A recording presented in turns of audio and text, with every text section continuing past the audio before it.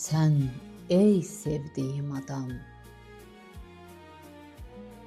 məni ayaq altında tapdaladı haqınçdı. Doğmalarım, yadlarım, ən ağırlı tərəfi sevdiklərim oduladı. Sevdim ki, rəng gətirsin toz basmış təkliyimə. Yayda şaxtaya düşmüş qabarlı əllərimə. Oğurladı sevgimi kimsə qapı ağzında, oğurladı sənimi ömrümün payızında.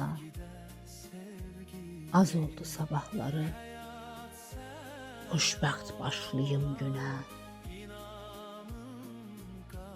Dayanmadan yeridim sevgi adlı ölümə. Hamı haqlı çıxanda yaşamaq istəmişdim. Demək təklik yazılmış alnımızın tərinə. Ölüm,